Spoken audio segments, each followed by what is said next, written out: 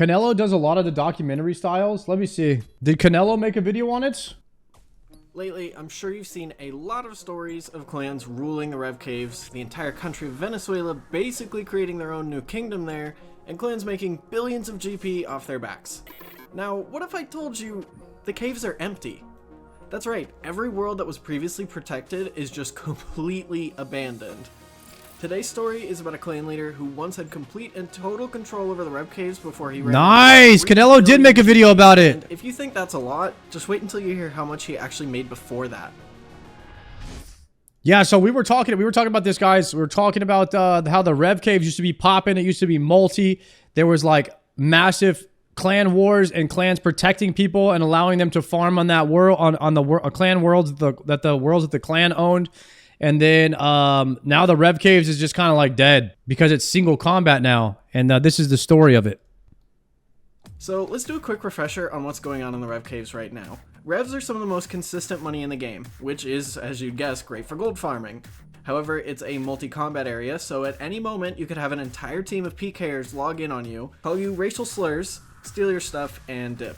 Oh, so shit. protection clans arose. You pay a protection clan a few mil, and they'll protect you from other PKers for however long. Seems simple, right? Well, it was until these same clans became the PKers. They would hop around worlds where people weren't using protection, kill them, and go, oh no, how could this have happened?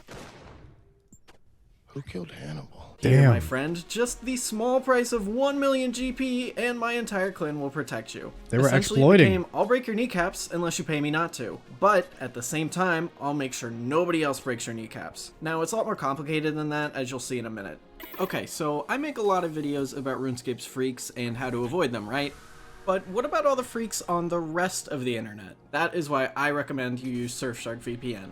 Not only do they have a Surfshark VPN? Surfshark VPN using the link in the description or on screen now, and enter the promo code NELLO for an 83% discount. This is and some 3 mafia shit extra right here, months for guys. free. Plus, if you don't like it, they have a 30-day money-back guarantee, so there's nothing to lose. Thank you, Surfshark, for your sponsorship. This is where Belle Delphine Okay, after this video, guys, we're going to poll. Was the Rev Caves better back then, or is it better now? Okay, think about that question. comes in. No, unfortunately not that one. He's pretty knowledgeable about the Rev Caves, and you've likely seen their posts on the top of Old School's Reddit. They got me in touch with someone who has asked to go by Not Iblis. I know, real secretive. Okay, now keep in mind, all this information is from him. I only loosely knew the timeline of these events beforehand, but I can assure you he is who he says he is, and the events he's told me do line up with what I've seen. I was shown documents and messages that the average player wouldn't be able to get their hands on. Our story begins with a clan called Community PK, also known as CPK. Before protection was around, it was an open clan chat revolved around, well,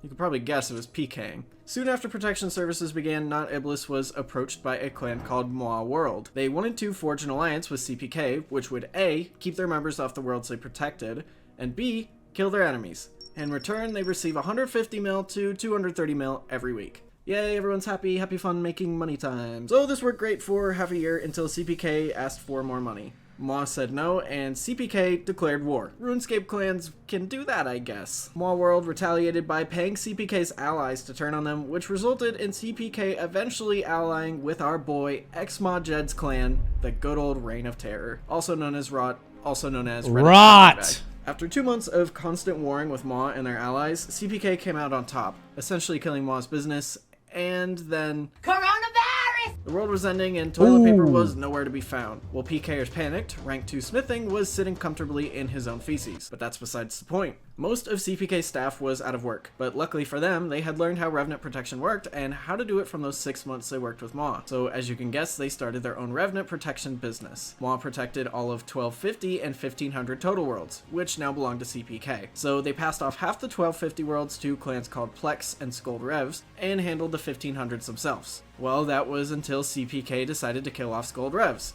Because, fuck it, why not? CPK grew and grew, gaining members from the clans they killed off, as well as allies. At this point, CPK reached out to a lot of YouTubers and offered them free protection in exchange for a video about their clan. This caused an explosion in their traffic. Damn. In these videos, the clan was pulling... See, guys? Using streamers and YouTubers to promote works. around 3 to 5 bill every week in profit. Afterwards, they had some weeks where they were hitting 10 billion GP. That's more than I have made in my, I don't know now, like 15 years of playing RuneScape. After PKers were paid their split, Not Iblis was pocketing around 500 mil to 1 billion GP a week. Soon after these videos, CPK and their allies worked together to forge an alliance called Wellfarers. Each clan in the alliance managed different total level worlds. They had a Discord where they could communicate if an enemy clan was trying to crash a world. So over the Tropical Parrots, for a listening, they're being absolutely decimated. Let's see what I got to say. If their world was getting crashed, they would spam Sound the like chat Sween. and hope that their allies came to help them. Later on, CPK and Plex brought the two biggest Venezuelan Revenant clans into the alliance, and the rest followed soon after. So essentially, all of the Revenant caves were being completely dominated by these protection clans and their Venezuelan army. From there, Iblis had basically achieved his goal of complete control over the Rev caves. And that's when the 20% nerf update went into the game. Not Iblis got pissed, so him and his co-leader, Not Noodle, also very mysterious name, dipped from the clan chat with a payout pot worth 3 billion GP. As a result, CPK crumbled and the other clans and Wellfarers filled their spots. Fast forward a few weeks and Wellfarers has morphed into a new clan called La Mafia. Every world is under their control again with Rot at the top of it. Now Rot themselves can't run these caves, so who do they employ? I mean, it's a fairly obvious guess, it's Venezuela. Rot protects the 2K and 2.2K total worlds, while their quite literal endless armies of Venezuelans protect the other worlds. Damn. That didn't work out too well. At the time of me writing this video, the Venezuelans have revolted against Rot and are slamming them. This has essentially left most total worlds completely empty. There's still a couple protection worlds, but when I hopped around to try and find them, I could only find one, and I hopped off of it right away because I didn't want to die. So what's the point of the story? The caves aren't just the entire country of Venezuela ruining the old school economy. It's a weird mix of clans essentially tossing the Venezuelan army around like a deflated football. Except the football gets more and more upset every time you throw it. There's constant war in the caves, and rather than them being bearable with protection services, they're essentially unusable except for this brief period of peace, since there's really no consistent protection clans at the moment. It's kinda just a weird free-for-all in the caves right now. Now, there is another theory that the caves are empty because Jagex did say they are officially collecting data on them and investigating them to look for an actual solution. So some people think that every clan just... But isn't this what the Revenant caves were designed to be? A spot worth so much gold, but it would inspire so much PvP that it was a high risk, high reward situation. So if it really has that much gold there, then this kind of mafia activity would be happening because people like to control money. It's a struggle for power. That seems like it was working as intended. Decided, alright, we're going to stay out of the Rev caves and just wait for this whole situation to die down, which I don't think is the case because there's still wars going on in the caves over protected worlds, and I believe that... So it had it was too profitable to control the Rev caves gold-wise that it became a problem from real-world trading because people were making IRL money off of it. Is that kind of what we're saying here? So anything that's too profitable in a game becomes a problem for real-world trading. Yeah. That any clan that would try to set up shop there to try and make their own protection clan would probably get immediately smashed. And I should probably also remind you, a lot of these people in these clans, like I said, are Venezuelan, and they literally play RuneScape to survive. So they're not going to give up their best moneymaker just because Jagex says they're going to look into it. So some of the solutions are things like roaming revs, making the revs spawn at certain hotspot locations, making the caves task only, and all sorts of stuff. I could spend an entire video talking about rev cave solutions, but other video makers already have that covered. So I guess if you're a high total level or aren't afraid of the non-total... Rev cave solutions. That would be interesting to hear people's ideas on how to solve the rev caves. What if the Revenants, the concept of it wasn't just inside of one cave, but it was the whole wilderness with rare spawns. And rare spawns would just randomly happen in the wilderness. So you just have people just going all over the wilderness trying to find rare spawns. That was a thing? That's RuneScape 2? I never played RuneScape 2. I played Classic. Not a single day of RuneScape 2. And what was wrong with that? That's how Revs first released when they deleted the wildy. Nobody did it. It was a big waste of time. There was no PvP. So you're telling me there was something called the wilderness that had no PvP, but there was rare spawns and no loot. What if the rare spawns almost guaranteed that it would drop something. Like, it was a very high chance for rare spawns to drop something. And it was on a random timer, like once every 17 minutes, a rare spawn or something would spawn. It could inspire more people to roam the wildy and try to find them, which would inspire PvP. He's describing a wildy boss that got shut down earlier this year. They tried to get rid of world trading by making trading, even though PvP... Is PvP just cooked because of bots in RuneScape? Like, is there just no solution for it? There's bots and clans. Keep asking the PvE Twitch chat. Dude, some people hear PvP, they just quit because they don't want to do it anymore. PvP in RuneScape is killing people who have no plans of fighting back. The skill floor ceiling is too insane for PKing. That's kind of how that's kind of how the it's kind of how it's meant to be, I guess. High risk, high reward. You're going in there with minimal gear, trying to get maximum loot, and then get out. It's kind of like dropping into Arc Raiders with a basic kit. You know? There's a bunch of people with hella good kits trying to hunt you down and take what you have, too. That's why Arc Raiders is a pretty good game. PvP was a core to RuneScape 2? Well, what the hell happened from RuneScape 2 to old school RuneScape? Why is it not the same as it used to be? There has to be something. People got too good at it, maybe? You think people just got too good at the game? And Iron Man getting PK'd? Even OSRs had a lot of PKing for a few years. The game developed away from PKers The game developed away from it, and PKers who kept going got insane.